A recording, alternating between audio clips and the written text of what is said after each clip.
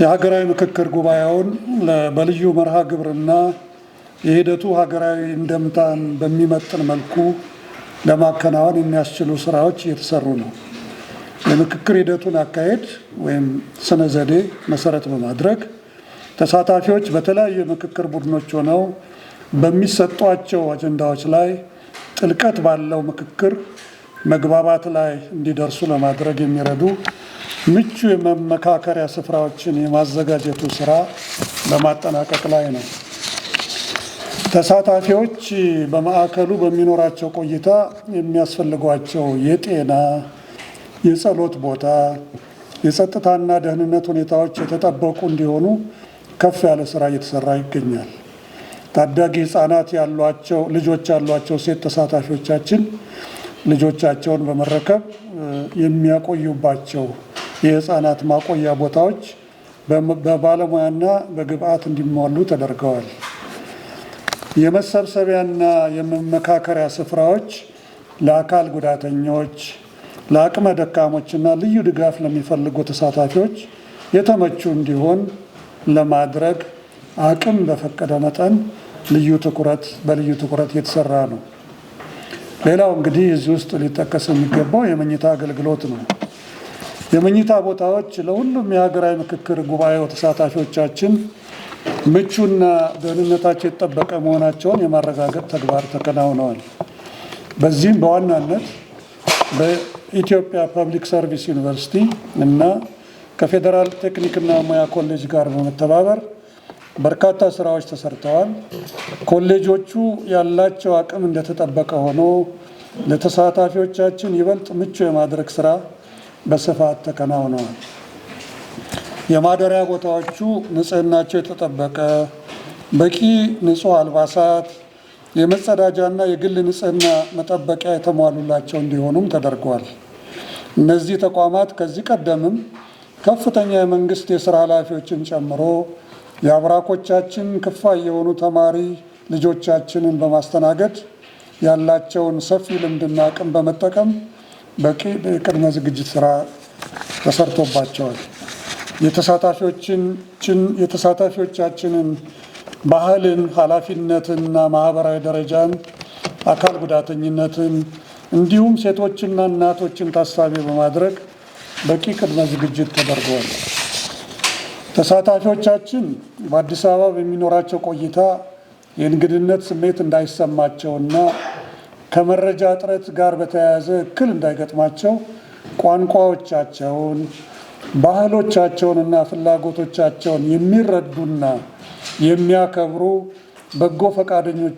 በጎ ፈቃደኞችን ከኮሚሽኑ ባለሙያዎች ጋር በማጣመር በቂ እገዛ ለማድረግ ዝግጁ ሆነው በመጠባበቅ ላይ ናቸው።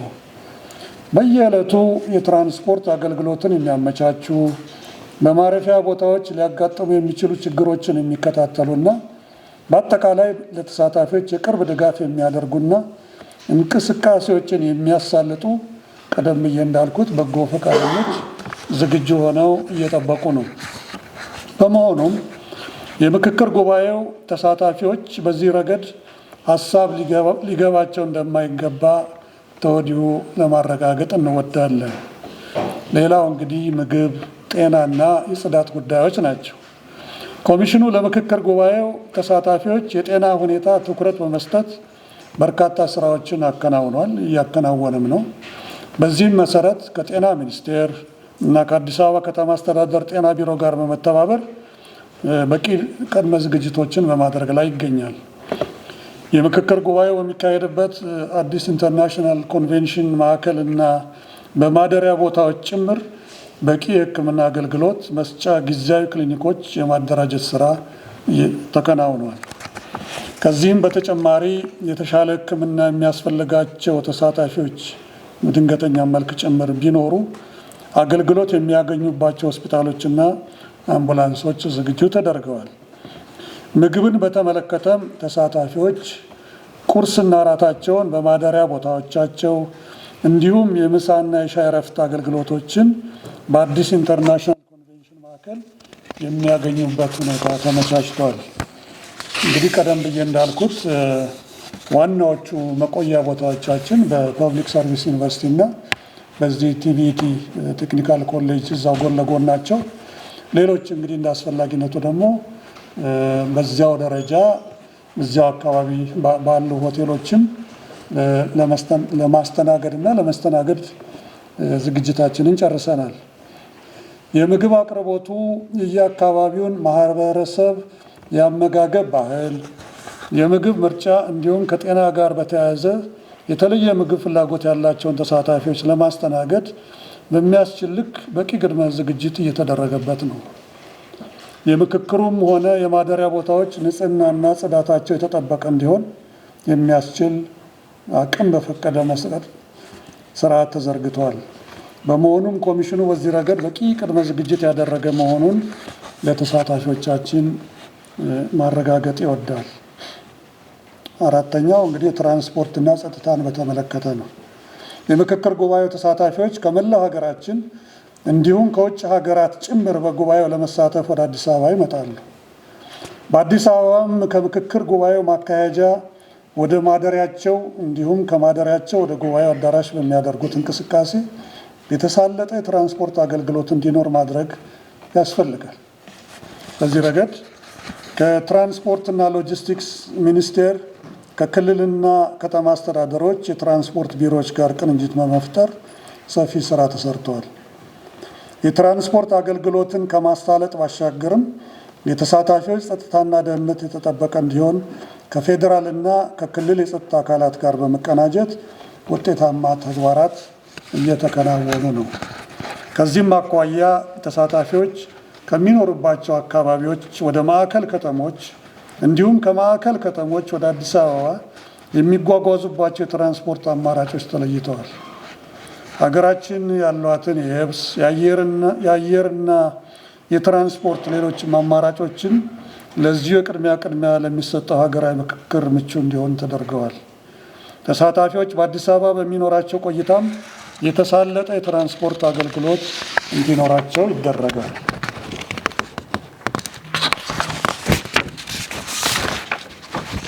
ከጸጥታና ደህንነት አኳያም ከሚመለከታቸው የፌዴራልና የክልል የጸጥታ ተቋማት ጋር ቅንጅት በመፍጠር ሰፊ ስራዎች እየተሰሩ ነው። ከዚህ በመነሳት የኢትዮጵያ ሀገራዊ ምክክር ኮሚሽን የምክክር ጉባኤው ተሳታፊዎች የትራንስፖርትም ሆነ የጸጥታና የደህንነት ችግር እንዳይገጥማቸው ትኩረት ተሰጥቶ እየተሰራ መሆኑን ለማረጋገጥ እንወዳለን። በጥቅሉ ኮሚሽኑ ኢትዮጵያውያን ከዳር እስከ ዳር በተወካዮቻቸው አማካኝነት እጅግ መሰረታዊና ሀገራዊ በሆኑ አጀንዳዎች ላይ የሚመክሩበት ታላቅ መድረክ ስኬታማ እንዲሆን የሚያስችሉ ተግባራትን አከናውነዋል። በመሆኑም የጉባኤው ተሳታፊዎች እየተላለፈላችሁ ባለው ጥሪ መሰረት እስከ ሐምሌ 1 ቀን 2018 ድረስ በአዲስ አበባ ከተማ በመግባት ለኮሚሽኑ ሪፖርት እንድታደርጉ የአክብሮት ጥሪያችንን በድጋሚ እናስተላልፋለን። በዚህ አጋጣሚ አንዳንድ በስራ ላይ ያሉ ተወካዮች ፈቃድ የማግኘት ችግር እየገጠማቸው መሆኑን ሪፖርት አድርገውልናል። በኮሚሽኑ ማቋቋሚያ አዋጅ ቁጥር 1265/2014 አንቀጽ 41 መሰረት ማንኛውም ሰው ኮሚሽኑ በአዋጅ የተሰጠውን ኃላፊነት ለመወጣት በሚያደርገው እንቅስቃሴ ውስጥ ለሚያቀርበው ማንኛውም ሕጋዊ ጥያቄ ትብብር የማድረግ ግዴታ እንዳለበት ተደንግጓል። በመሆኑም የመንግስትም ሆነ የግል ተቋማት የሕዝብን ውክልና የያዙ ተሳታፊዎች በምክክር ጉባኤው ላይ እንዲሳተፉ አስፈላጊውን ትብብር እንድታደርጉላቸው ኮሚሽኑ በጥብቅ ያሳስባል። በመጨረሻም ብዙ በተደከመበት ሂደት ለመልካም ጅማሮ የሃይማኖት አባቶች በጸሎት አስጀመራችሁናል። እናቶችና ታላላቆች ጸሎታችሁ፣ ዱዓችሁ ረድቶን ከ1300 ወረዳዎች በላይ ደርሰን የአርሶ አደሮቻችንን፣ አርብቶ አደሮቻችንን በአጠቃላይ ከ100 በላይ የማህበረሰብ ክፍሎችን ተደራሽ በማድረግ ዳር መሀል ሳንል አዋጁ ባዘዘን መሰረት በርካታ ለሀገራዊ ምክክር የሚሆኑ በሚገባ የተለዩ አጀንዳዎችን ሰብስበናል። ለሁሉም የህዝቦቻችን ጥያቄዎች ከበሬታ በመስጠት የተረፉትኑ ለየሚመለከታቸው ባለድርሻ ፈጻሚዎች ለማስረከብ በዝግጅት ላይ ነን። ጉባኤያችን የተሳካ እንዲሆን መላው የኢትዮጵያ ሕዝቦች በንቃት ከመከታተል ባሻገር አሁንም ጸሎታችሁ በትህትና እንዳይለየን በትህትና እንጠይቃለን። ሚዲያ፣ የሜንስትሪም ሚዲያ፣ የማህበረሰብ ሚዲያ እና ማህበራዊ ሚዲያ በአጠቃላይ ሁላችሁም እስካሁን ላደረጋችሁልን የተደራሽነት ተሳትፎ በሀገራዊ ምክክር ኮሚሽኑ ስም እያመሰገንኩ አሁን ደግሞ ከዚህ በላይ በተሻለ ሁኔታ በፈጠነ ሁኔታ የምትሰሩበት አጋጣሚ ደርሷልና ስለዚህ ስራችሁን በንቃት እንድትከታተሉ ተሳትፏችሁን በንቃት እንድታጠናክሩ በድጋሚ በኢትዮጵያ ሀገራዊ ምክክር ኮሚሽን ስም ጠይቃለሁ። እግዚአብሔር ይስጥልኝ።